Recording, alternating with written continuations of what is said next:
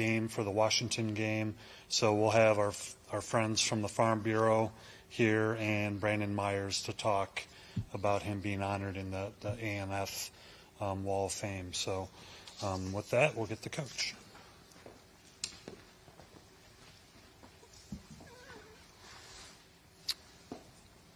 Thanks, Matt.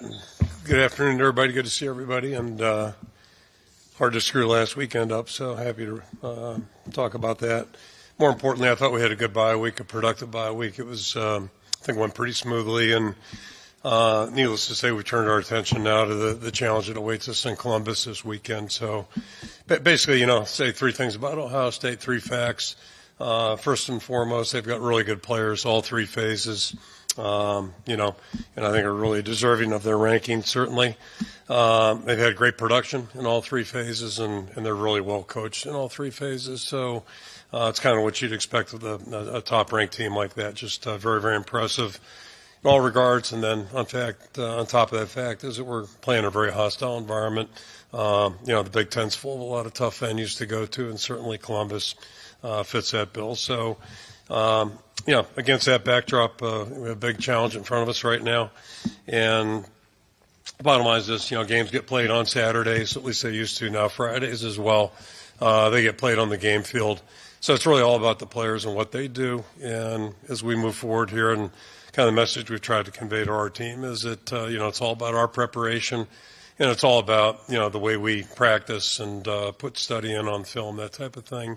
That's what's going to lead to good execution, and that's what it takes to beat a team of this caliber. So, basically it's really dependent on how we prepare right now this week, and that's where our focus is as we move forward. I think we all have a good, good grasp for what's in front of us there. So, finish our preparation, make sure we go in there with the right mindset, and know that it's going to be, quite a challenge for us, and that's kind of it in a nutshell right now where we're at as a football team. Captains remain the same. Got Jay Higgins and Quinn Schulte defensively, and then Luke Lachey and Cade McNamara offensively will be captains going out for the toss. And then our kid captain this week, I know we're on the road, but we'll have a kid captain. That's 16-year-old Hayden Ulrich, and she's a young lady who at age 7 was diagnosed with a rare form of leukemia and underwent treatment over at the University of Iowa Stead Family Children's Hospital. And happy to say right now she's doing outstanding. 16-year-old doing really well. Outstanding student, aspires to be a nurse. I guess she's very involved in show choir, gets straight A's, and on top of that is taking classes at Kirkwood for her nursing degree. So she's just a tremendous young lady, and I'm told was named after Hayden Fry as well, unlike Hayden Large. She was named after Coach Fry, so no big surprise. But we'll be thinking about her this weekend, and I'll throw it out for questions. Hey, Kirk. Elliot Clough, Hawkeye Beacon. Tons of weapons on this Ohio State offense between Emeka Egbuka, Jeremiah Smith, and then running backs Travion Henderson and Quinshon Judkins. I guess looking at film, what's the strategy in facing a team that has this many weapons? Yeah, I mean, needless to say, they're very balanced, and they've got good talent at all positions. So it's not like you can load up in any one area. You really just have to play great team defense, and it's probably the only way you have a chance to slow them down. They've had a lot of big plays this year, and they've got really good players. You just named 4 of them that are really talented. And, they're really good up front as well, very veteran up there. So, and that's their whole team. They've recruited well historically, and now they've done a good job at the portal as well. A couple key additions on the offensive side, running back, center to name 2, and obviously the quarterback on top of it. So right up the middle, three really good players. So there really is no weakness there, and it's just a matter of trying to, compete with them each and every down. Blake Hornstein, Hawkeye headquarters. Kirk, I know in the offseason you wanted to bring in an offensive coordinator to bring in some new ideas while also respecting complementary football in all three phases of the game. It seems like the players really enjoy working with Coach Lester. You guys have scored 30 in the 3 of the first 4 weeks. The statistics are much different than they've been. I wanted to ask you from your vantage point, what has he brought to this program and how have things been so far? Well, it's just like when we announced him back in February, I feel the same way. Just first and foremost, a really quality person. And, I've been here 34 years now. I think I've worked with whatever it would be. Let me do the math. 2 coordinators plus 4. 6 coordinators offensively and 3 defensive coordinators in my time here. Fortunate that we have good stability, and I think Tim's doing a great fit with the program. Tremendous person, as I said. Outstanding football coach on top of it. Just, very positive and has really good expertise. And, his passion and love is the offensive side. He was a former quarterback. And, he's really fitting well with everybody in every regard. I also respect the fact or appreciate the fact that he does have, I think, a real perspective of the value of team football. And that's always been important here, at least during my 34 years. And I think he has an appreciation for that, too. So he's been a great fit. And, happy with the stats so far. But at this point, we've only played 4 games. So it's kind of like rankings. I think everything pans itself out or bears itself out a little bit more once you get into the latter part of the season.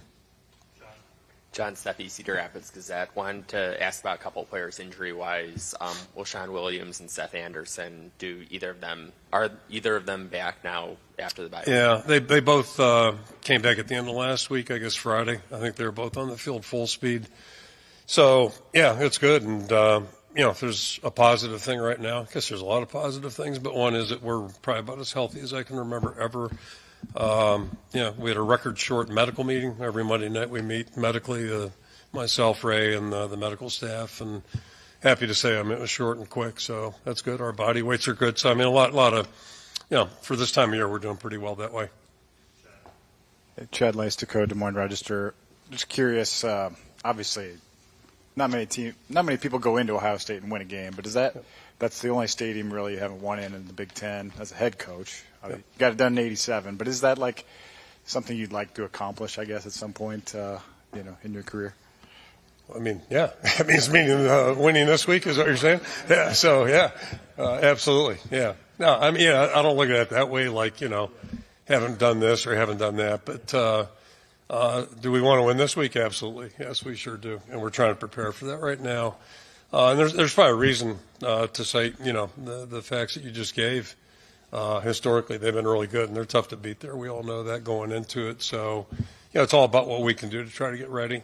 And I don't want to say it took a miracle play, but it was close to that back in '87 over there. And, we were close in '09 and played a heck of a game there in 13. So we've had some times where we've really made it competitive. And I think there's some parallels between all those games. You're going to have to make some plays. You're going to have to compete for the full 60. Because they were awfully good in '87, and they were awfully good in 13.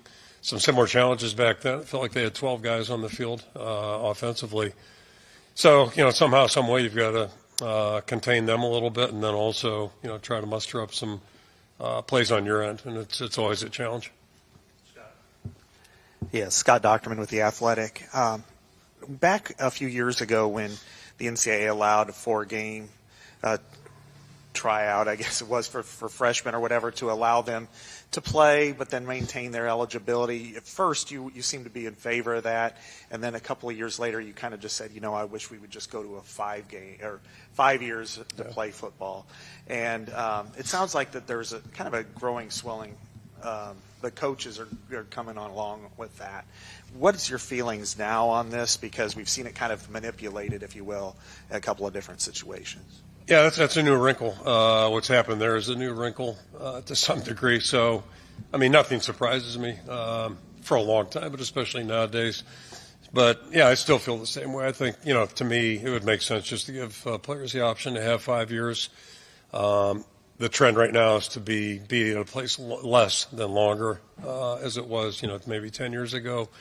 So, yeah, I'd favor that. Certainly would favor that. And then, what you're referencing, what happened last week at a couple places, it's just, it's a reflection of the times, and there's, it is kind of what it is, unfortunately. Tyler Tashman with the Des Moines Register. You guys beat Penn State in 2021 at Kinnick, but since then haven't beaten Ohio State, Michigan, or Penn State. From your perspective, where do you feel like that gap is maybe between where you're and they're at, and what needs to be done to kind of close that? Yeah, again, I'm not really looking at it that way. We just take each week individually. But, it kind of goes back. We've been playing pretty good defense. It's an old narrative. We've played pretty well defensively. We've had issues with the offensive line. And then last year we obviously had some challenges at the quarterback spot. So it's yesterday's news. And if you're going to play a team that is nationally ranked, top 10 team, and those teams you've mentioned typically are in that neighborhood. I'm not saying you got to be firing on all three cylinders, but it sure helps. It gives you a chance. And I guess I look at it the other way. I look at last year. I'll go back to that, because I know a lot's been written about how many points we scored against whoever it was a year ago. And I think maybe you look at it the other way. Maybe we did a hell of a job winning 10 games. So there's two ways to look at every coin. And talent, there's ebb and flow of talent. I've been here 25 years, going on 26 now, and it's true each and every year. Every year's got its own challenges. You deal with the challenges that are in front of you. Try to play to your strengths and do the best you can on an annual basis. And, over the long haul, we're proud of our record. So, how it all pans out, it's a year-to-year basis kind of thing. David Eichel, HawkeyeInsider.com. Kirk, last week we got the chance to talk to Tim, and he said he felt like the passing game, timing-wise, was maybe closer than it appears. I think some of the players have kind of felt that as well. Cade and a couple others said that they really utilized the bye week to, one, heal up, and two, just kind of continue to work on that timing. Just from your vantage point, what's your kind of assessment with the passing game right now, just as far as timing and trying to piece everything together as the season goes along? Yeah, I'm only smiling because this is a hell of a week for a test drive. It's going to be a little bit of a challenge there. And just, part of that, too, is blocking their guys up front. They've got an outstanding front. I think they have 8 all-conference players back on defense. Maybe it's 9. I'm not sure. But they've got really good talent. So their back end is really talented and veteran. The front guys are the same way. But I agree with what the players said. I think we're making progress. And I was not overly concerned about the statistics coming out of our last game. I was really pleased with the way we played and just the way we responded in that game. And you play the way the game's going, too. That's the other part of it. And, personally, I hope we don't have 60 pass attempts this week, because if we do, I know what the outcome's going to be. But we're making progress, and I feel like we're progressing pretty much in every area over the last 4 weeks. And now the challenge is we got a 8-week stretch right now. We're just focused on the next 6. But, that's the challenge is make improvement each and every week. Owen Sebring with KGA. I think it was LeVar Woods last week who was talking about Drew Stevens' growth, and in previous years maybe him having false confidence is what he called it, and this year kind of growing into what is earned confidence maybe. Is that kind of what you've seen in him too? Because he's perfect this year, had a pretty clutch kick against Minnesota at the moment, and hasn't really missed, hasn't faltered at all this year. Yeah, it's night and day difference, and just in general terms, and again, I can only speak to Iowa because it's about the only place I've been in college football. Certainly in major college football. So for us, it's year 3 is kind of like a magical number, if you will. It seems where guys start to get traction as a rule. Not there's exceptions to everything. And I think Drew's probably a classic example of that. He did a nice job, and 2 years ago really did a really nice job. Last year kind of tailed off at the end. And I think all of us are wondering how he'd respond to that, but he's really come back just extremely, extremely impressive in impressive fashion. Starting in the spring, like he practiced well in the spring, and he's doing a really good job right now. And the kick that he made up in Minnesota was very, very impressive. So he's just, I think LeVar put it really well. It's a true confidence now because he's earned it, and he's more mature physically, certainly. So he's better able to execute his job, and he's just a whole different person. Not only as a football player, as a person too. He was a young guy, and he came here early. And probably wasn't the most physically mature guy. I mean, can imagine what I was like in high school, and he's here trying to play college football. So I thought he did a really good job early, considering. But now he's a much different person and football player on top of it. Scott Docterman again with The Athletic. I wanted to ask about the line of scrimmage. I think most people will jump to the skill position players, but this seems to be a real classic line of scrimmage game. Yep. What do you see from specifically on their defensive line that's veteran and tough? What can you do offensively to displace the line of scrimmage and give your team a chance to win? Yeah, it's going to be a challenge, snap-to-snap challenge, and on top of that, they're deep. They play and they get ahead in so many games. Early.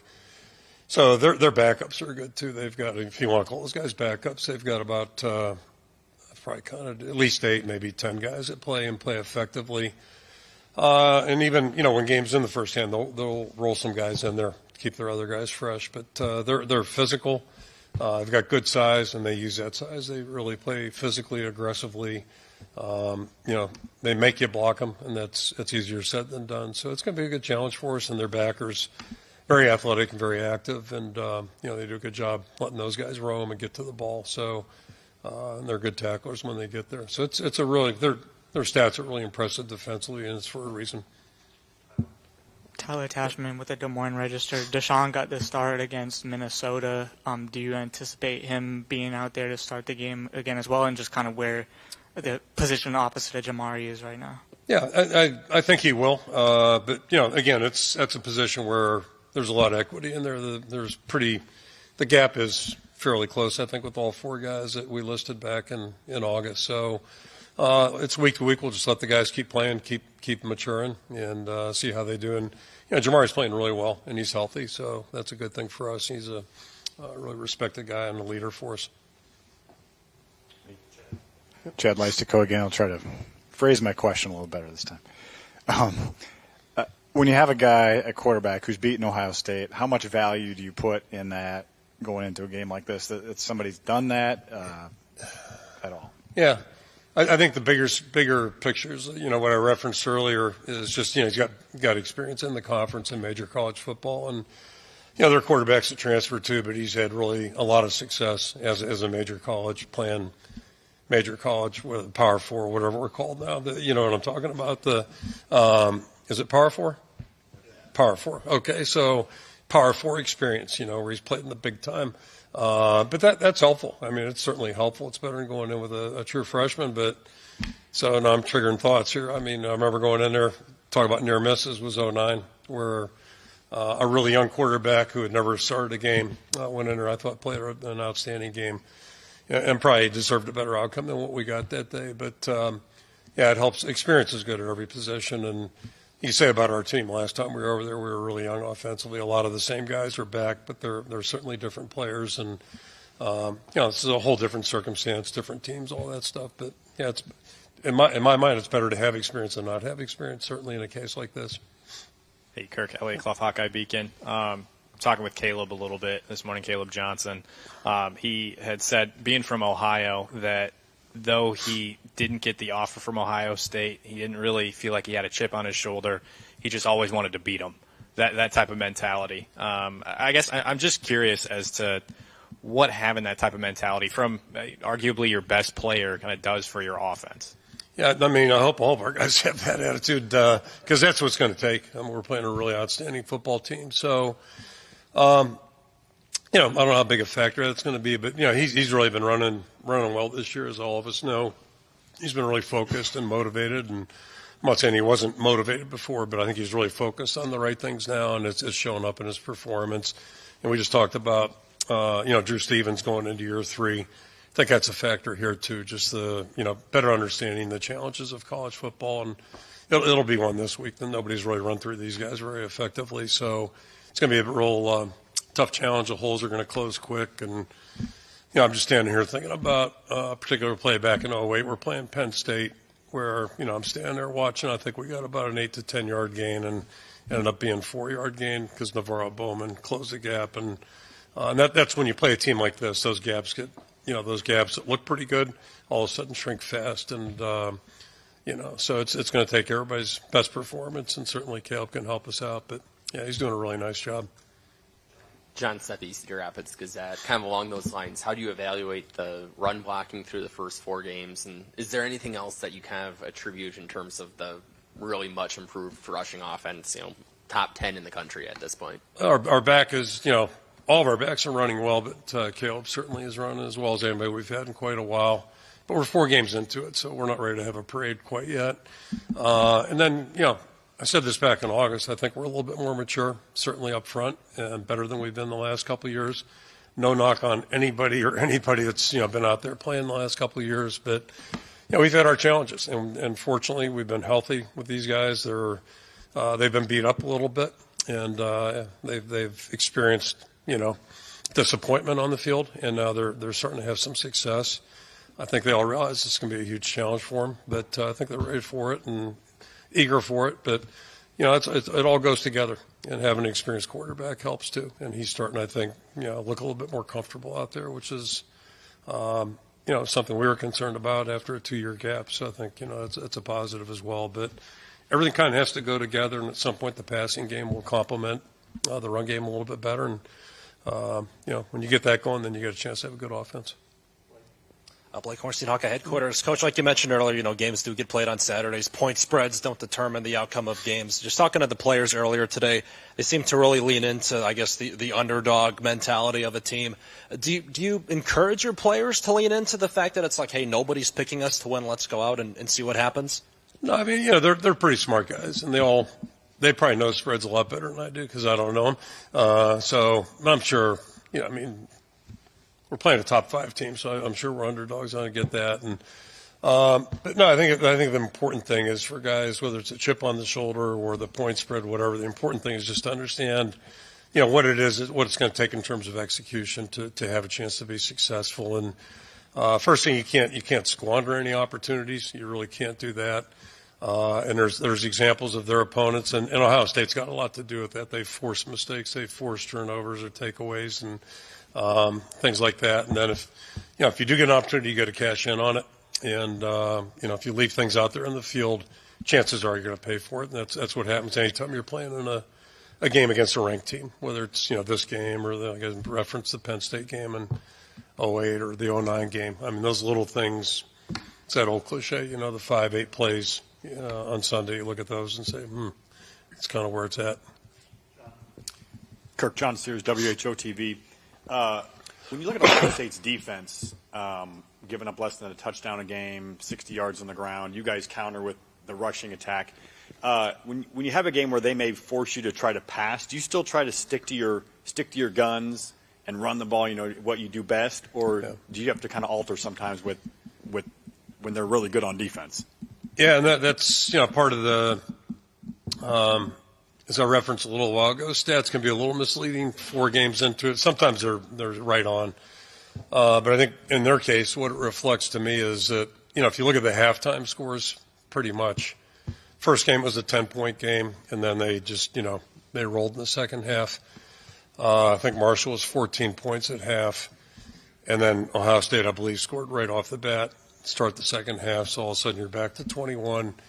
And I know this, if we're playing in that kind of a hole in the second half, it's going to be really difficult. It's going to be hard to stay to any game plan other than you got to score quick. And that's good for the defense typically. So, the first challenge is try to keep it where you have an opportunity to be balanced. And, against a team that's this talented, just in general terms, I guess my belief is, you can't just be all pass or all run unless that's all you do. And we're not an option team, so you got to be able to pass the ball a little bit. So that is going to be the challenge. We're going to have to find that right mix and try to be effective in both regards to have a chance to be in the ball game. Hi, Kirk. Jack Lito with KCRG. I know we've asked a lot, especially to Coach Lester, about the new headset communication deal that goes off after 15 when the play clock gets to 15. Knowing what happened last week at Minnesota, basically with the added context of that headset, does it change any preparation with how you go up against the crowd of 100,000 that it's frankly it's going to be the loudest crowd you'll see all year? Yeah, I don't think so. I think, again, it's just very helpful. And, we still have the wristband stuff and all that just in case of the thing, because you have to be prepared if it goes down. That's the bad side about technology. Power failures are a challenge. So if it goes down, you have to have plan B ready. But I think it's helpful. And, we're a very wordy system now, because of the West Coast offense. So there's I think it's been helpful. And to me, it's just better for the game. So I'm all for it. I think it's been good for everybody. Scott again from The Athletic. Wanted to kind of bring you back to the 2013 game over there, which was very competitive all the way through the fourth quarter, and I think they're just athletes kind of paced the rest of the game. But you started out primarily running a lot of 13 personnel and really battering them, and Brandon Sheriff played maybe the best offensive line game I've ever seen by a lineman. When you look at that game, how do you analyze? Can you project anything like that again into the future in this type of environment, or is just the game has changed too much to be? Yeah, I'm always smiling. How old was I in 13? 2013. I was a lot younger then. That's good. So anyway, yes and no. Philosophically, that was our plan: try to keep the ball out of their hands a little bit and eat some clock and score some points. And Doozy had that long reception, which really helped the cause a little bit. So I think we pretty much got what we wanted to accomplish that day. But to your point, in the fourth quarter, we just felt like there were 12 guys. I said with Carlos side, and then Braxton Miller, I think was a quarterback, right, who could run and throw. So but long story short, I don't think it's going to help us. This is just a whole different outfit, and so we're trying to get a feel for them a little bit. And how we're going to, face up. And it's nothing new, but it's always a challenge when you try to think about yourself formationally and what you're doing versus what you see on film. And we're a little bit different than most people. So, you're doing some projecting and it's just, there's a lot of guesswork that goes into it. And it's been that way forever. So, at some point we'll just kind of do what we do and try to match it up with anticipation what they may do. And the good news is that they can only do so many things, but it's more concerning just about how they do it. They do it really well, and they're pretty effective. So, since Coach Knowles has gotten there, they've really been good on defense. Not that they weren't before, but they're pretty good right now. Mitch Vick, KGA, and just wondering what you remember about Jim Lachey's playing days. I think you would have seen him a couple times back in the '80s, and what's the relationship been like with him now that Luke's here? Yeah, so I don't. We've got a mutual friend that I guess he was kind of a late bloomer, which is interesting. Because he was a first-round player and a really good player at Ohio State, and they've had a lot of really good offensive linemen, outstanding pro career. And so, I really didn't know him as a player. I knew a couple guys on the Redskins that, had gone through Pitt that were teammates of his. And then he ended up in San Diego, and, but I know him as a parent, and he's been just tremendous, really great. And they're a great family, unbelievable family, very close family, and do a lot of things together. And I think, Jim's had a great life, and he's got a great life professionally beyond football, and that's a cool thing. So it's been great having Luke in the program. He's just a stellar young person. I've been a team captain every week, and my guess is that'll continue. Just a great leader, and that's really the fun part about all this stuff is getting to know the individuals and then the players' families on top of it, and all the good things that come with that. So they've been great parents, and he's in a little bit of a dilemma. I think Luke told me he's going to see 3 games this year. Obviously, this will be one of them. He'll be working it, but he's been they're bye weeks, and I guess they have a Friday night game, or we got one where he's able to get to him. So that's cool too. Okay, thank you. See you over there.